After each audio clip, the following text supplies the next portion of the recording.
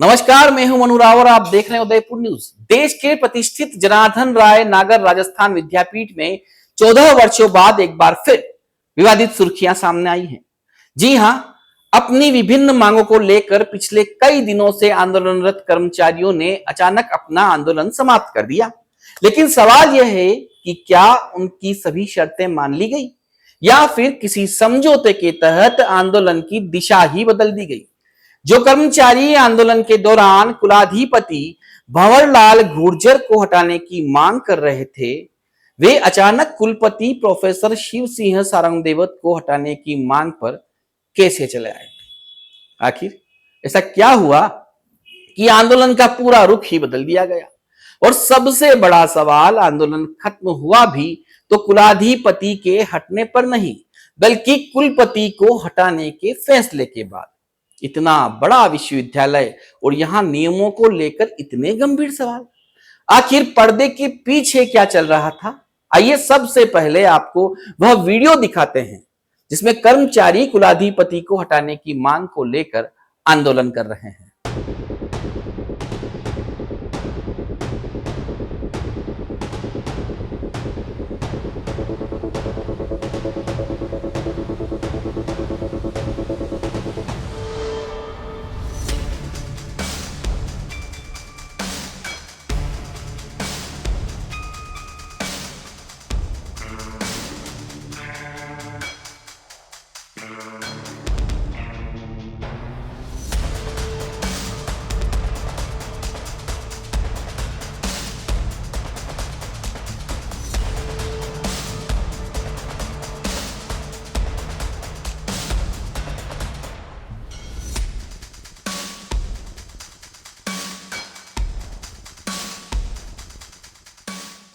जिन कर्मचारियों ने विद्यापीठ के डबोक स्थित कॉलेज को अपना मुख्य धरना स्थल बनाया और कुलाधिपति भंवरलाल गुर्जर को लगातार निशाने पर रखा, उन्हीं कर्मचारियों का आंदोलन महज कुछ दिनों में कुलपति प्रोफेसर शिव सिंह सारंगदेवत के खिलाफ कैसे हो गया। आखिर इन 10 दिनों के बीच ऐसा क्या हुआ कि आंदोलन की दिशा ही बदल गई। इसी दौरान एक और महत्वपूर्ण घटनाक्रम सामने आया।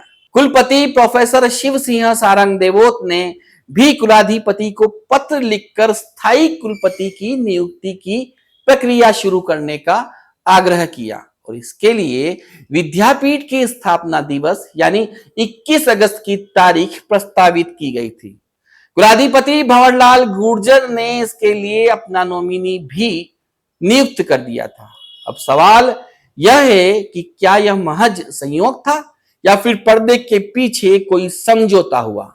चर्चाएं हैं कि कुलाधिपति भंवरलाल गुर्जर ने खुद को बचाने के लिए आंदोलनरत कर्मचारियों के साथ रणनीति बदली और वल्लभ नगर विधायक उदयलाल डांगी की भूमिका भी इसमें सामने आई।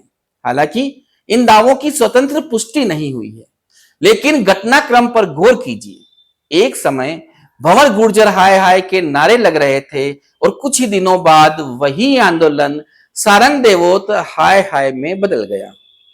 13 अगस्त को जब विद्यापीठ के सैकड़ों कर्मचारी और छात्र कुलपति प्रोफेसर शिव सिंह सारंगदेवत के समर्थन में प्रदर्शन करने पहुंचे और उनसे 15 अगस्त को ध्वजारोहण करने का आग्रह किया, उस वक्त कुलाधिपति भंवरलाल गुर्जर भी अपने कक्ष में मौजूद थे, लेकिन उन्होंने मीडिया के सामने आने से इनकार कर दिया।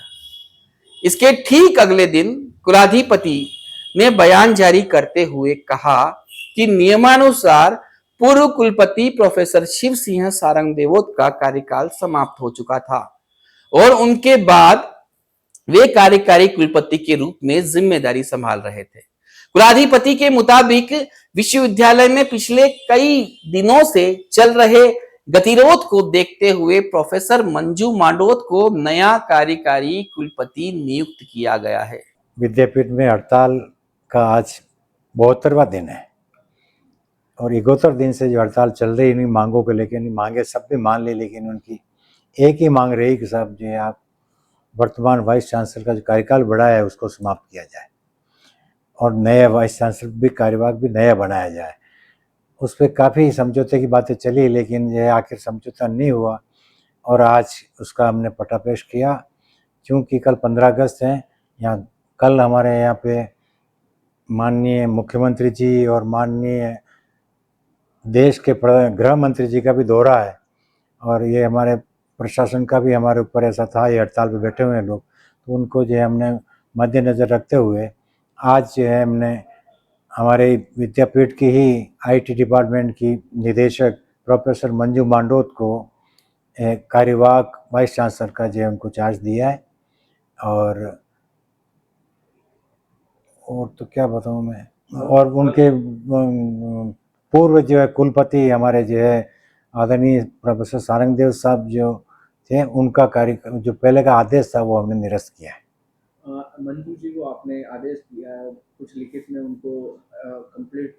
बिल्कुल लिखित में आदेश दिया है, उन्होंने विधिवत ज्वाइन किया है और ज्वाइन करके वो उन्होंने कार्य आरंभ कर दिया है। कार्यकारी ने क्या कहते हैं वो ये इसमें प्रावधान यही है, विधिवत नियुक्ति के लिए हम प्रक्रिया अपनाएंगे यूजीसी नियमानुसार जब तक ये कार्यकारी वाइस चांसलर के रूप में कार्य करेगी।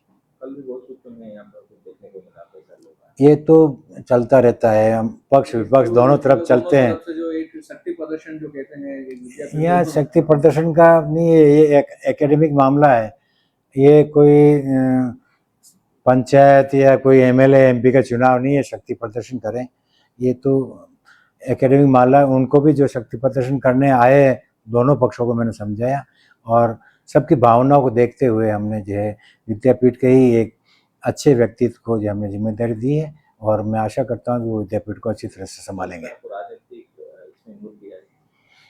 राजनीति आए हमने नहीं मानी किसी राजनीतिक इसमें जो वो हस्तक्षेप करे या कोई पार्टी पॉलिटिक्स करे, चलता रहता है। मेरे पास दोनों पक्ष आए, दोनों पार्टियों के आए, तीसरी पार्टियों के भी आए और भी आए, लेकिन वो ऐसा कुछ नहीं करते हैं, सब समय समय पर तरफ से जो है आप पे कभी दबाव बनाने की कोशिश की गई? नहीं, दबाव तो होता है, ऐसा कुछ नहीं है, सब प्रेम से आए, कोई लोग प्रेम से हमने बात की, समझाया उनको। विधायक डांगी जी का भी इसमें नाम आ रहा है? विधायक डांगी जी हमारे विद्यापीठ से आज से नहीं है, जब इन्होंने राजनीति भी विद्यापीठ में आने के बाद में शुरू की है। वो विद्यापीठ में जो है सन 2000 से जुड़े हुए हैं और उनका पहले सहयोग रहा है। बीच में वो जो राजनीति में चले गए तो उसके बाद में वो दूर रहे थोड़े, लेकिन अब जो है उनको देखा तो हमारे जो हड़ताली कर्मचारी जो है उनके पास गए और उन्होंने सहयोग किया है। जनप्रतिनिधि करना भी चाहिए और उन्होंने ऐसा कुछ नहीं सहयोग किया।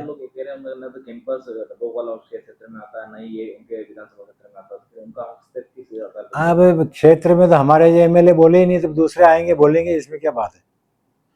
क्षेत्र वाले नहीं बोलेंगे तो दूसरे बोलेंगे। दमोह स्थित विद्यापीठ भवन में पिछले करीब 2 महीने से कर्मचारी अपनी मांगों को लेकर धरने और हड़ताल पर बैठे थे। विश्वविद्यालय प्रशासन के अनुसार कर्मचारियों की लगभग सभी मांगे मान ली गई, लेकिन कुछ दिनों पहले उठी सबसे प्रमुख मांग प्रोफेसर शिव सिंह सारंगदेवोत को कार्यकाल समाप्त होने के बाद भी कार्यकारी वाइस चांसलर बनाए रखने का विरोध था। कर्मचारियों का कहना था कि जब तक उन्हें कार्यकारी वाइस चांसलर के पद से नहीं हटाया जाता तब तक हड़ताल जारी रहेगी। वहीं शनिवार को केंद्रीय गृह मंत्री अमित शाह और प्रदेश के मुख्यमंत्री भजनलाल शर्मा के उदयपुर दौरे को देखते हुए प्रशासन पर भी विश्वविद्यालय में चल रहे गतिरोध को समाप्त करवाने का दबाव था। इसी बीच शुक्रवार को प्रोफेसर मंजू मांडोत को नया कार्यकारी वाइस चांसलर नियुक्त कर दिया गया। नियुक्ति के बाद आंदोलनरत कर्मचारी कुलाधिपति भंवरलाल गुर्जर को शुभकामनाएं देने पहुंचे। अब विश्वविद्यालय में लंबे समय से चले आ रहे गतिरोध को समाप्त करने की जिम्मेदारी नई कार्यकारी वाइस चांसलर प्रोफेसर मंजू मांडोत के कंधों पर है। मैंने आज ही कुलपति पद पर ज्वाइन किया है और मैं विद्यापीठ में पिछले 30 साल से निरंतर कार्यरत हूँ। अलग अलग विभागों में भी रही हूँ और विद्यापीठ की एक जिम्मेदारी मिली है। विद्यापीठ कार्यकर्ताओं की संस्था है। जन्नू भाई ने हर कार्यकर्ता को बहुत ही अहमियत दी और इस विद्यापीठ को एक कार्यकर्ताओं की संस्था की तरह चलाया। मैं भी इसको आगे उनके आदर्शों पर चलूँगी और पिछले जितने वाइस चांसलर महोदय रहे सारंगदेव साहब, उन्होंने भी संस्था को काफ़ी आगे बढ़ाया है। तो मैं भी पूरी कोशिश करूँगी कि मैं अपने पद पर रहते हुए अच्छा कार्य करूँ, संस्था के लिए करूँ, कार्यकर्ताओं के लिए करूँ, समाज के लिए करूँ और सभी विद्यार्थी गण के लिए करूँ और संस्था को आगे ले जाने का प्रयास करूँगी। नए समय से जो गतिरोध चलता है उसको आप किस तरह से निपटाएंगे? अब ऐसा कोई गतिरोध नहीं है, सभी कार्यकर्ता हैं, सभी विद्यापीठ के ही इस परिवार के सभी सदस्य हैं और सबको हम अच्छा सा सम्मान देके और सब उनका जो भी है उनकी प्रॉब्लम्स है उसको दूर करने की पूरी कोशिश करूँगी। शिक्षण संस्था में बात बड़ी संख्या में जो पुलिस के जवान लगे हुए हैं, क्या कारण है? नहीं, ऐसा कुछ नहीं है, वो ऐसा कुछ भी नहीं है, सभी कार्यकर्ता अभी संतुष्ट हैं और हम अच्छा कार्य करेंगे। वो ऐसा टाइम से जो मैम विद्यापीठ को लेकर एक जो लोगों में भ्रमता फैल चुकी थी, अब उनको एक स्टूडेंट जो है एडमिशन भी लेना चाहता है, तो बहुत टाइम से जो है एक कम्युनिकेशन गैप जो है विद्यापीठ और स्टूडेंटों के बीच में रहा है, उसको कैसे आप पूरा करेंगे मैम? नहीं, अभी हमारे एडमिशन चल रहे हैं और स्टूडेंट्स जो है वो एडमिशन ले रहे हैं, सभी विभाग में निरंतर चल रहा है। बच्चों के बीच में ऐसा कुछ नहीं है, मैं खुद कंप्यूटर विभाग की निदेशक रही हूँ और हमारे यहाँ भी एडमिशन चालू है, दूसरे अभी विभाग से भी बात करी, सब जगह चल रहा है और जो गवर्नमेंट से डायरेक्टली आते हैं वो भी सारे स्टूडेंट्स में कोई प्रभाव नहीं पड़ेगा, वो हमारा इंटरनल है तो हम लोग अपना बैठ के कर लेंगे। प्रोफेसर मंजू मांडोत ने कार्यकारी वाइस चांसलर की जिम्मेदारी संभालने के बाद संस्थान में चल रहे गतिरोध को समाप्त करने और विद्यापीठ को फिर नई ऊंचाइयों पर ले जाने की बात कही है।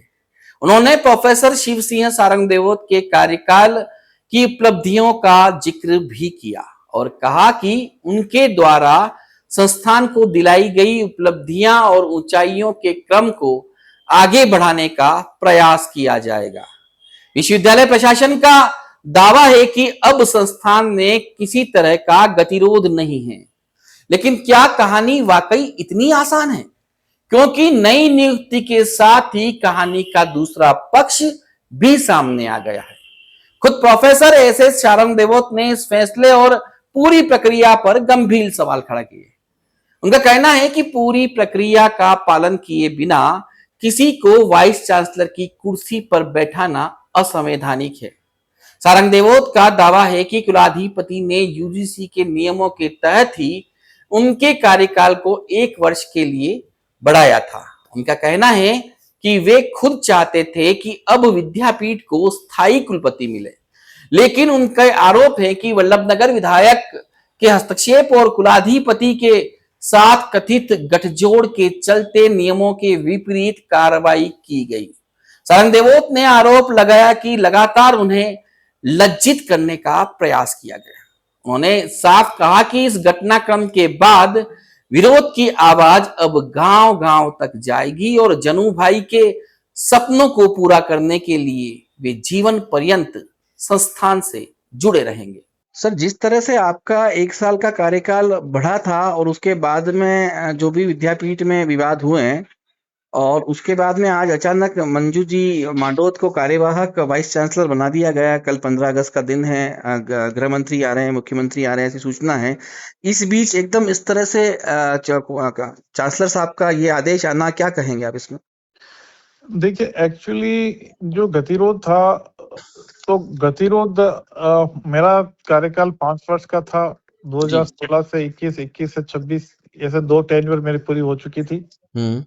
और उसके बाद कुलाधिपति ने मुझे आग्रह किया कि आपको क्योंकि आपकी सेवाएं और जिस तरह से आपने 14 वर्ष का कार्यकाल आपने इस विद्यापीठ को प्रगति पे ले गए है, तो आप इसको 1 साल के लिए, चूंकि हमारा जो एक्ट है यूजीसी एक्ट 2023, उसमें प्रोविजन है कि जो ड्यूली सिलेक्टेड वीसी हो, जो मैं ड्यूली सिलेक्टेड वीसी में 2021 में था, जो मेरा 21-26 में, तो ऐसे वीसी को 1 साल का और टाइम दिया जा सकता है, समय दिया, कंटिन्यू किया जा सकता है, जब तक कि ड्यूली सिलेक्ट वीसी दूसरा नहीं बने।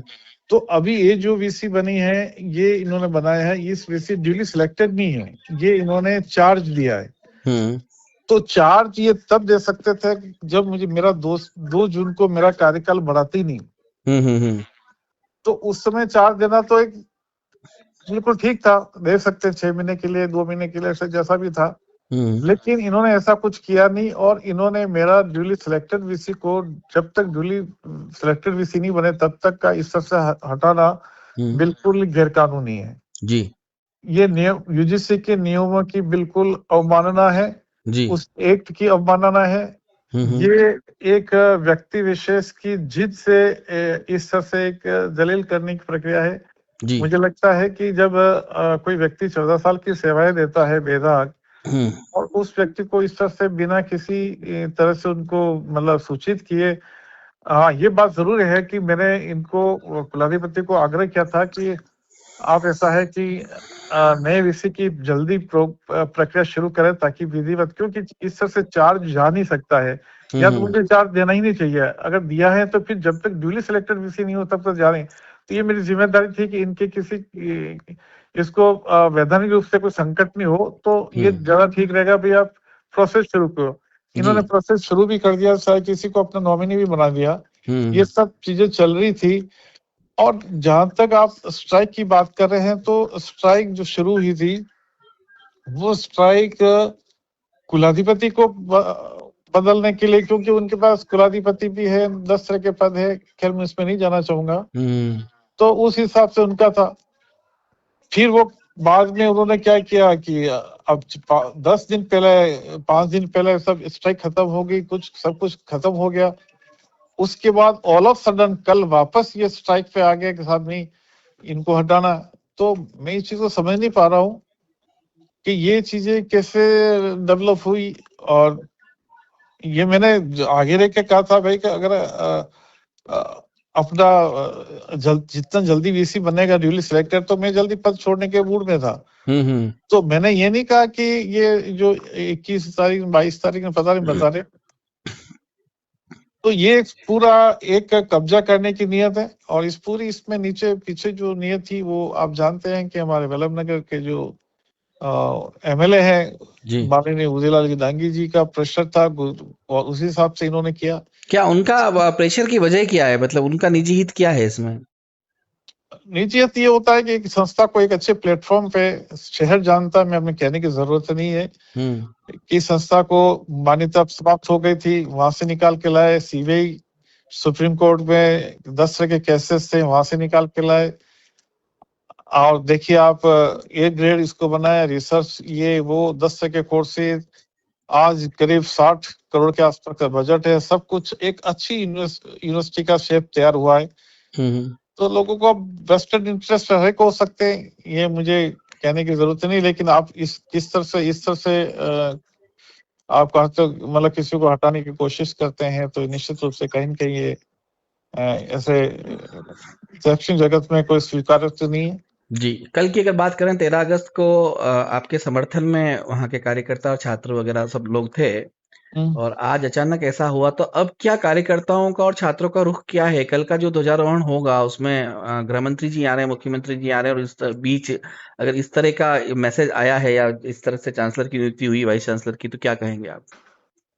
देखिए कल का तो राष्ट्रीय पर्व है, और ये हमें सब बहुत ही धूमधाम से और बड़ी शालीनता के साथ और नए संकल्प के साथ मनाना चाहिए। उसमें मैं किस तरह से न्यूसेंस या ऐसी कोई बात करना सवाल ही नहीं। और ये बात है कि ये इस तरह से इन्होंने किया है, तो निश्चित रूप से धरना वरना सब लोग आएंगे, सैकड़ों हजारों गांव से लोग आएंगे, क्योंकि ये चीजें कोई सामान्य चीज नहीं है। कल कोई किसी को हटा देगा, कोई किसी को हटा देगा, ये बिल्कुल अनकॉन्स्टिट्यूशनल है।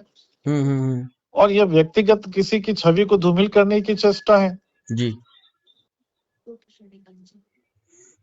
मतलब विरोध होना लगेगा, क्योंकि सुनने में आया कि उसके बाद समर्थक और कार्यकर्ता आपके पास भी आए हैं, आपको भी फोन पे बात भी कर रहे हैं, या फिर आपके पास भी आए, उनका विरोध जता रहे हैं। 300-400 कार्यकर्ता आए, सभी को दुख है, सभी को इस बात है कि जब मैं पूरा इस तरह से ये बात थी कि भाई या तो मुझे सभी की क्या सर आपको बनाना ही चाहिए था, इन्होंने और बनाया, तो फिर आपको उन्होंने देखिए साहब जब विधिवत वीसी बनाते 1.5 महीना और लगता, 2 महीना और लगते, इससे ज्यादा लगता ही नहीं था जी। तो ये क्या है कि ओवरनाइट विचार ऐसा है कि संस्था को पूरा हाईजैक कैप्चर करे और ऐसे ऐसे करे। तो ये तो जनू भाई की संस्था है, जनू भाई ने पसीने से बनाई, हमें एक अवसर मिला। मैं तो जनू भाई को नमन करता हूँ कि मेरे से छोटा आदमी ने इस संस्था को 14 वर्ष तक एज ए कुलपति और बाकी जो मेरे करीब 25 साल मैंने एज ए टीचर और भिन्न पदों पे इसको काम करने का अवसर मिला। आपका जो 1 साल की अवधि बढ़ाई गई वो नियमों के अनुरूप ही बनाई गई और अचानक जिस तरह से आपको हटा के कार्यवाहक बनाया गया, तो कुलाधिपति बना सकते हैं इस तरह से? मैं ये तो आपसे क्लियर कर रहा हूँ कि ऐसा कोई नहीं बना सकते हैं। जी। और इस पे भी देखिए कि इस धरने प्रदर्शन पे केवल आपके चतुर्थ श्रेणी के कुछ लोग बैठे, जिनकी कहने ही नहीं चाहिए, वो हमारे कर्मचारी हैं, लेकिन वो अबोध है, उनको पता ही नहीं कि वीसी की प्रक्रिया क्या होती है। उन्होंने कहा हटा दो, गुर्जर साहब ने हटा दिया। कल गुर्जर साहब के लिए लोग आएंगे, उनको हटा दो, फिर उनको हटा दो। तो ये तो क्या है कि बिल्कुल एक षड्यंत्र के तहत मुझे लगता है कि मुझे जलील करने की प्रक्रिया थी।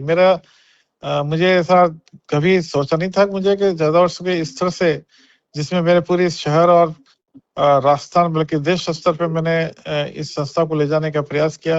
हर कार्यकर्ता ने मुझे सहयोग किया, लेकिन बिल्कुल इलीगल प्रक्रिया जो हमें वो बिल्कुल स्वीकार तो नहीं की जा सकती है। जी, पहले भी देखा जाए तो देवी प्रभा जी नागर और प्रफुल्ल जी नागर के समय भी इस तरह का कुछ हुआ था और उसके बाद में उनको भी मतलब विरोध के बाद में हटना पड़ा था, लेकिन आपका कार्यकाल नहीं, मैं इसको क्लियर करना चाहूँ। देवी प्रभा नागर का 3 वर्ष का कार्यकाल था, वो पूरा हुआ जी, और उसके बाद मुझे बनाया गया। तो वहाँ कोई कंट्रोवर्सी नहीं थी। वो बात अलग थी कि अच्छा उसमें बनाते तो 3 साल के लिए प्रोसेस करके नया बनता। जी, जैसे मैं बना 2016 बना, उससे पहले बना, तो वो एक प्रक्रिया पूरी होती, फिर वो टाइम टेन्योर पूरा होता, फिर दूसरी बार आगे बढ़ते हैं। तो ये बिल्कुल ही वो असत्य है। हालांकि उस समय लोग चाहते थे, भावना थे कि इनका बढ़ना चाहिए, तो वो कार्यकाल बढ़ना अलग है और जो काम कर रहा है उसको अनैतिकता से हटाना अलग है। ये मैं अनैतिकता की जो बात कहना चाहूंगा जी। तो अब क्या कदम रहेगा कार्यकर्ता और जो आपके पास में आए, या फिर आपका फैसला क्या रहेगा? आप, क्योंकि वो साल भर का जो मसला था वो अचानक इस तरह से हट गया, क्योंकि आपने तो इच्छा जाहिर की थी कि भाई प्रोसेस चले और प्रोसेस चलने के बाद में जिस प्रोसेस से हो उसके बाद में मतलब जिसको भी बनाए विधिवत 3 साल तक रहने वाले को बनाए। लेकिन मैं बताऊं आपको कि कोई भी बीसी बने, बीसी हमारे में से बनना अच्छी बात बनना ही था, लेकिन ये प्रोसेस को नहीं करके आप कब तक वायलेशन करोगे? इन संस्था में वायलेशन नियमों की अवहेलना करी कि उससे हमारी संस्था का पूरा मान्यता समाप्त हो गई थी। ये पूरा शहर और पूरा शिक्षा जगत जानता है कि हमने इतनी अनियमितता करी कि हम हमारे सिस्टम से बाहर हो गए थे। बड़ी मुश्किल इस संस्था को लाए हैं। और जब लोग आप किसी चीज को नहीं जानते हैं तो ऐसे जो बहुत ही जिम्मेदार के जो पद होते हैं वो नहीं करना चाहिए। जी, बिल्कुल आपके इस तरह से मतलब ये करना क्या है कि एक तरह से मुझे लगता है कहीं ना कहीं किसी को नीचे दिखाने वाली बात करते हैं, तो ये बहुत ही दुर्भाग्यपूर्ण है। मुझे कहीं भी कोई किसी नया जो वीसी को चार्ज दिया उसका कोई दोष नहीं है। उनको तो आज किसी को भी कोई काम देंगे तो वो निश्चित रूप से करेंगे। जी, मतलब ऐसा है कि ये जो चीजें कर रहे हैं, मतलब हमारा एक उद्देश्य होना चाहिए कि भाई हम सिस्टमेटिक रूप से संस्था को चलाएं। जी, हमारा कहीं उद्देश्य नहीं होना चाहिए कि हम हमारे व्यक्ति विशेष के, अब मैं चाहूँ तो मैं 10 तरह की बातें कर सकता हूँ, लेकिन मेरी संस्था पहले है जिसको मैंने सर्व किया, मैं संस्था के विरुद्ध नहीं जा सकता हूँ। जी, ठीक है ना, लेकिन व्यक्ति विशेष को अपने से इस तरह से प्रभावित नहीं करना चाहिए। और हमें कोई अगर प्रेशर भी है तो उसको झेलने की कोशिश करनी चाहिए। मेरे पर भी बहुत प्रेशर थे, मैंने किसी प्रेशर को सहन करके मैंने इलीगल किसी को सपोर्ट नहीं किया, तो नहीं किया। ये मेरा उसमें है जी। तो मतलब संस्था, मेरा तो ये है कि संस्था निर्विघ्न लगे चले, संस्था में अच्छे लोग आए, अच्छे संस्था में लोग जुड़े।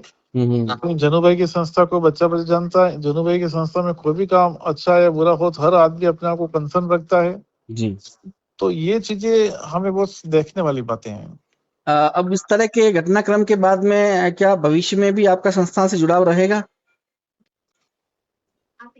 100% 1000% रहेगा जी। इस संस्था को मैंने बहुत ही अपने जीवन के बहुमूल्य समय दिया है जी, और बड़ी निष्ठा से दिया है। और जनू भाई की फैमिली और उनके प्रति मैं बहुत ही आभार व्यक्त करता हूँ। हमेशा की तरह भाई के जनू भाई ने जो संस्था बनाई है उसको हम सभी मिलकर आगे निकल। जनू भाई जो जिस तरह से वो हमारे मानवीय मूल्यों और संस्कृति और संस्कार की बात करते हैं, उनको आगे बढ़ाना हमारा परम कर्तव्य है। जी और संस्कृत इसमें सीधा ये है कि जनूबे हमेशा चाहते थे कि जो हमारा जो वीकर सेक्शन है, जो हमारे अंतिम पंक्ति में बैठा व्यक्ति को हम कैसे उसमें आगे लाएं, तो वो हमेशा आगे करने की जरूरत है हमें। जी जो सरस्वती देवंतो हवंते, मैं अक्सर जहाँ भी बोलता हूँ, हम ऐसी शिक्षा दें कि जिसमें मनुष्यत्व हो। तो मनुष्यत्व हमारे कर्मों से होना चाहिए, किसी जी। को धोखाधड़ी से निकालना करना ये नहीं होना चाहिए। जी और जिस तरह से बाहर के व्यक्तियों का जो हो रहा है, तो ये बहुत दुर्भाग्यपूर्ण रहेगा। आज ये मैं आपको जरूर कहना चाहूंगा। जनार्दन राय नागर राजस्थान विद्यापीठ में आंदोलन खत्म जरूर हो गया है, लेकिन सवाल अभी खत्म नहीं हुए।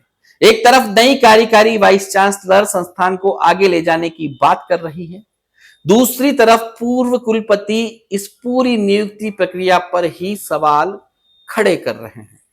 आंदोलन की दिशा क्यों बदली, किसके कहने पर बदली, क्या कोई समझौता हुआ, और सबसे बड़ा सवाल, क्या पूरी प्रक्रिया नियमों के मुताबिक हुई? इन सवालों के जवाब अभी सामने आना बाकी है, लेकिन एक बात अब साफ दिखाई दे रही है, हड़ताल खत्म हुई है, विवाद नहीं।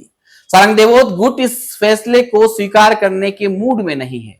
समर्थकों ने विरोध का ऐलान किया और खुद प्रोफेसर सारंग देवोत ने भी संकेत दिया है कि यह लड़ाई अब विद्यापीठ की चार दीवारी तक सीमित नहीं रहेगी, बल्कि गांव गांव तक जाएगी। यानी धरना खत्म हो सकता है, लेकिन सारंग देवोत गुट की लड़ाई अभी खत्म नहीं हुई है। फिलहाल विद्यापीठ में नया कार्यकारी वाइस चांसलर आ गया है, हड़ताल भी खत्म हो गई है, लेकिन 14 साल बाद फिर विवादों में आए इस विश्वविद्यालय की कहानी अभी खत्म होती नजर नहीं आ रही है। नमस्कार।